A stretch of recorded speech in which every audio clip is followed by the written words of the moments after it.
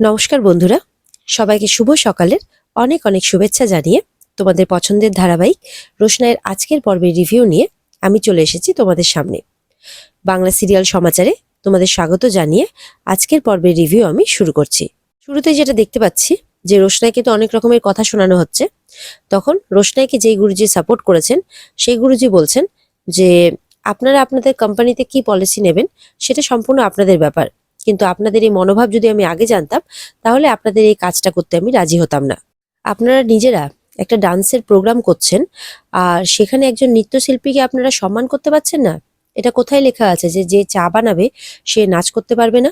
আর ও যদি চা বানিয়ে আবার নাচ করে পুরো ভারতবর্ষের মনকে জয় করতে পারে তাহলে অসুবিধাটা কোথায় আর ক্ষতিটাই বা কোথায়? এটা তো অনেক ভালো কাজ, আর এটা তো আপনাদেরই ক্রেডিট হবে যেটা ও করেছে। আপনাদের মনোভাব যদি এরকমই ছিল তাহলে আপনারা আপনাদের সমস্ত নিয়মগুলোর মধ্যে এগুলো লিখতেন, অ্যাড করতেন যে যে চা বানাবে সে নাচ করতে পারবে না। তাছাড়া আপনাদেরই ঠিক করা ৩ জন বিচারকের সামনে অডিশন দিয়ে তবেই কিন্তু পাশ করেছে। তাহলে আপনাদের এই কথাবার্তার মাধ্যম দিয়ে বোঝা যাচ্ছে যে আপনারা সেই ৩ জন বিচারকের যে সিদ্ধান্ত তাকেও সম্মান করছেন না।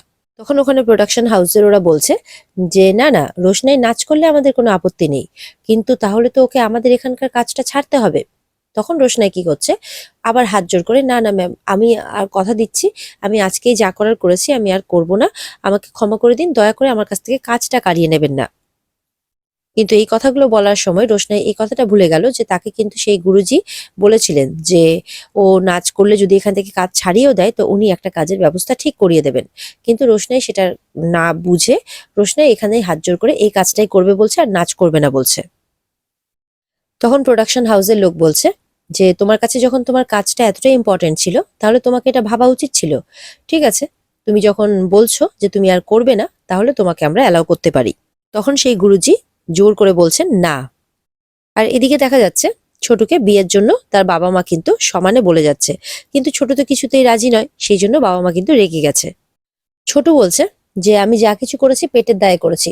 তখন ছোটুর বাবা বলছে তুমি চুপ করো, পেটের দায়ে আমাদেরকে কোনোদিনও এরকম কাজ করতে হয়নি, তুমি যা খুশি তাই করবে।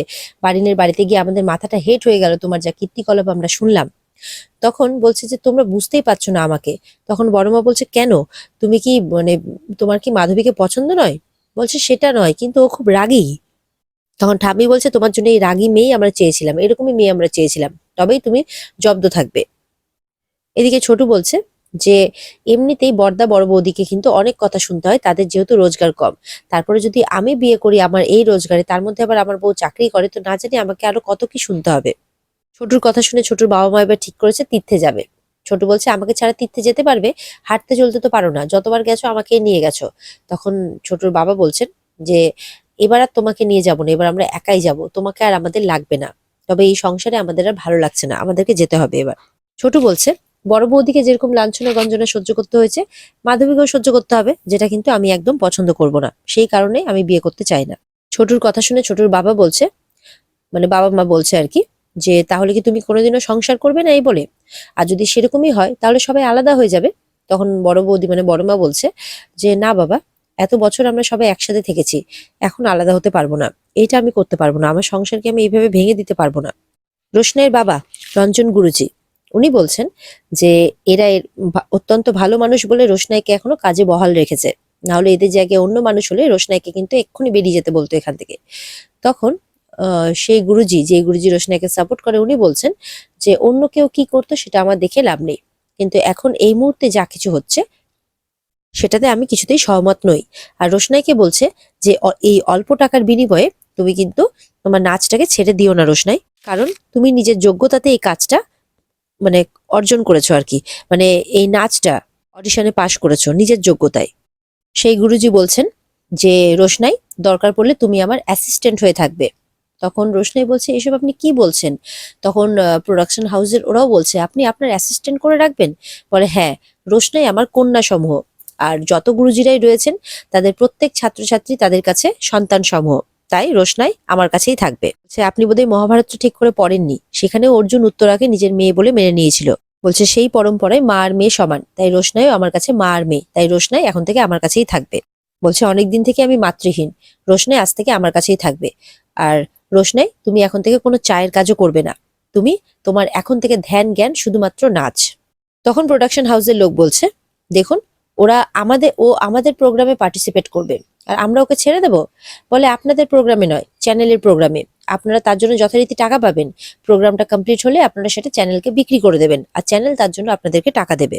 আর তাছাড়া এই ওনারশিপ আসেই বা কি করে যে একটা মেয়েকে আমি আমার বাড়িতে রাখছি বলে আপনারা তাকে পারফর্ম করতে দেবেন না? এটা কোথায় লেখা আছে? গুরুজি বলছেন যে এতক্ষণ কিন্তু আমি অনেক অপমান সহ্য করেছি, আর কিন্তু করব না। আপনারা বোধহয় ভুলে যাচ্ছেন যে আমাদের কিন্তু একটা অ্যাসোসিয়েশন আছে। এখানে যত ডান্সার আছে, যত কোরিওগ্রাফার আছে, এমনকি আমাদের ইন্ডাস্ট্রির যতজন আছে, আমি কিন্তু সবাইকে গিয়ে জানাবো, এমনকি প্রেস মিডিয়াকেও জানাবো। তখন আপনাদের ইমেজটা ঠিক থাকবে তো? গুরুজি বলছেন যে আমি এটাও বলে দেবো সবাইকে যে একটা মেয়ে চাকরি ছেড়ে দেবে বলে আপনারা মানে অডিশনে পাশ করা সত্ত্বেও তাকে বলছেন যে অডিশনে তাকে থাকতে দেবেন না, মানে এই নাচের প্রোগ্রামটাতেই তাকে থাকতে দেবেন না, বের করে দিতে চাইছেন। গুরুজির কথা শুনে কিন্তু এবার প্রোডাকশন হাউসের লোকজন ভয় পেয়ে গেছে। তারা কিন্তু আর কোনো উচ্চবাচ্য করতে পারছে না।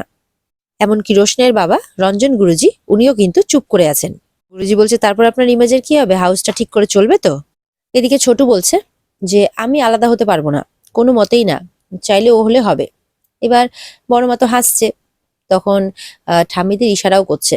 বড় মা বলছে, যাও তুমি বরঞ্চ ওর কাছে ক্ষমা চেয়ে এসো। তখন বলছে যে ছোটু বলছে সে না হয় যাব, কিন্তু আমি বিয়েতে রাজি হয়ে গেলেও ও কিন্তু রাজি হবে না। তখন ঠাম্মিরা বলছে সেসব দায়িত্ব আমাদের, তুমি যা সব কাণ্ড করেছো তারপরেও রেগে থাকাটাই স্বাভাবিক। ছোটুও বলছে, হ্যাঁ যা কিছু হয়েছে তারপরেও বিয়ে নিয়ে আর ভাববে না কমসে কম।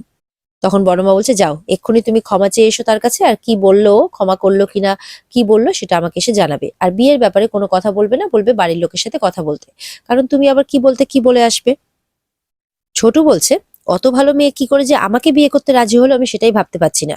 তখন ছোটুর বাবা বলছে, ওসব নিয়ে তোমাকে চিন্তা করতে হবে না, ওসব ব্যাপারে আমরা কিছু ভেবেই রেখেছি, সেই কারণে আমরা বিয়েটা নিয়ে এগোচ্ছি। তারপরেও তুমি যদি এই কাজটা না করো, এই বিয়েটা না করো, তোমার বাবা মাকে তোমাকে হারাতে হবে। ছোটু তো অবাক হয়ে যায় তার বাবা মায়ের কথা শুনে। এরপরে অনেক রকম অনেক কিছু করে ছোটুকে শেষমেশ রাজি করানো হয়। ছোটু বলছে, তাহলে শেষমেশ তোমাদের কথাটাই থাকলো, এত কিছু করেও দেখছি কোনো লাভ হলো না। এদিকে তনুশ্রী আর বাবলু কথা বলছে, রোশনাইকে নিয়ে আলোচনা করছে যে রোশনাইয়ের কোনো খোঁজ পেলে? বাবলু বলছে, না কোনো খোঁজ পাইনি। তখন তনুশ্রী বলছে, কোথায় গেল বলো তো মেয়েটা? বাবলু বলছে, কোথায় আর যাবে, দেখো কলকাতাতে কোথাও লুকিয়ে আছে আর সুযোগের অপেক্ষা করছে যে কখন আবার বাদশাকে হাতে পাবে আর আবার তাকে ফাঁসাবে। তখন বলছে, মেয়েটা আবার এরকম করতে পারে নাকি? তনুশ্রী বলছে। বাবুল বলছে, পারে পারে, সব করতে পারে। এখন তো গরিমা অসুস্থ, দাঁড়াও একটু সুস্থ হতে দাও, সেই অপেক্ষাটাই করছে।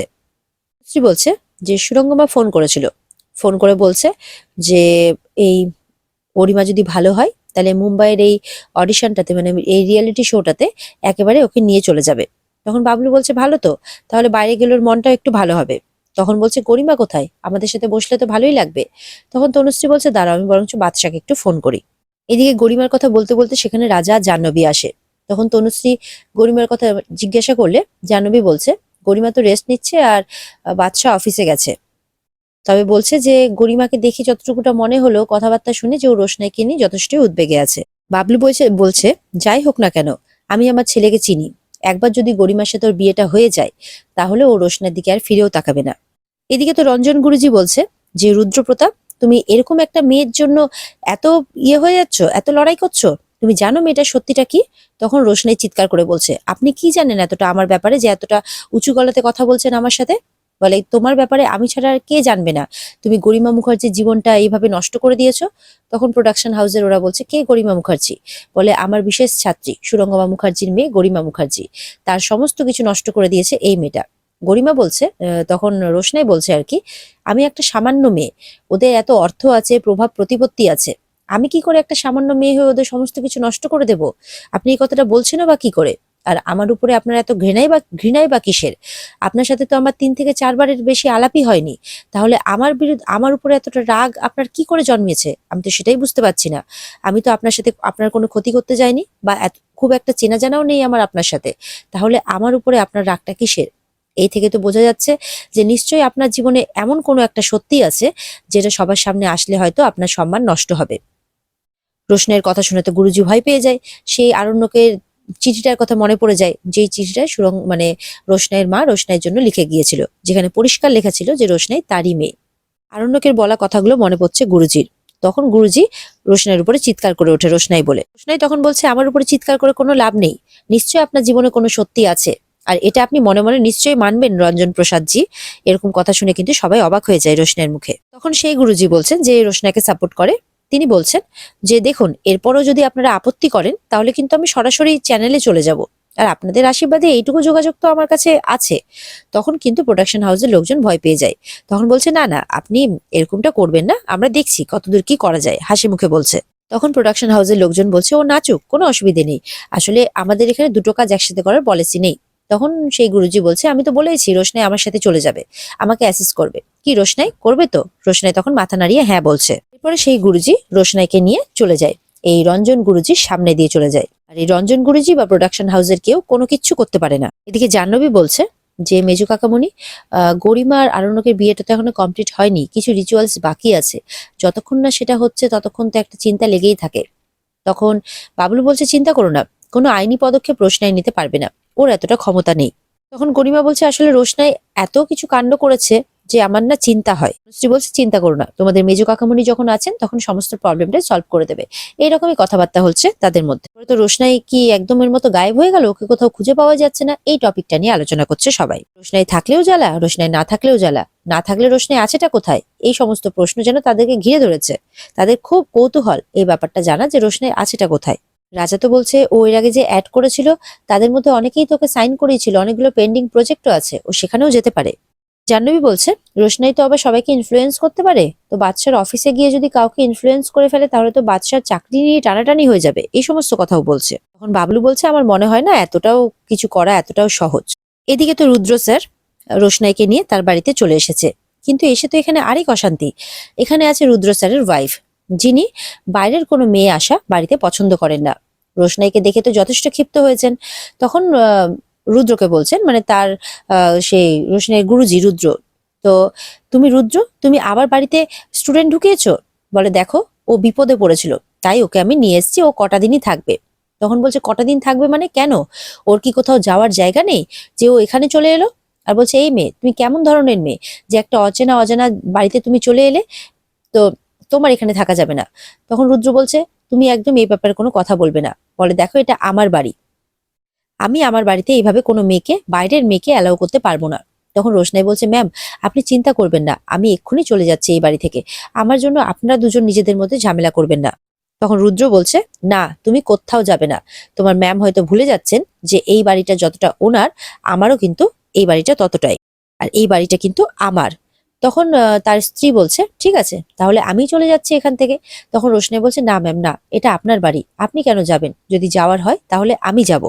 তখন বলছে তুমি কতটা চেনো তোমার রুদ্র স্যারকে, যে তুমি একদম সোজাসুজি এই বাড়িতে চলে এলে, কতটা চেনো বলো, কতদিন থেকে চেনো? রোশনাই তো অবাক হয়ে যায়। আর এখানে আজকের পর্ব শেষ হয়ে যায়। তো বন্ধুরা, এই ছিল আজকের পর্বের রিভিউ। ভালো লেগে থাকলে অবশ্যই পর্বকে লাইক, কমেন্ট আর সাবস্ক্রাইব করতে কিন্তু ভুলবে না। দেখা হবে তোমাদের সাথে আগামীকালকে নতুন পর্বের রিভিউ নিয়ে। আর এই পর্বের বিস্তারিত দেখতে অবশ্যই তোমরা স্টার জলসার পর্দায় কিন্তু নজর রাখবে। তাহলে টাটা আজকের মতো।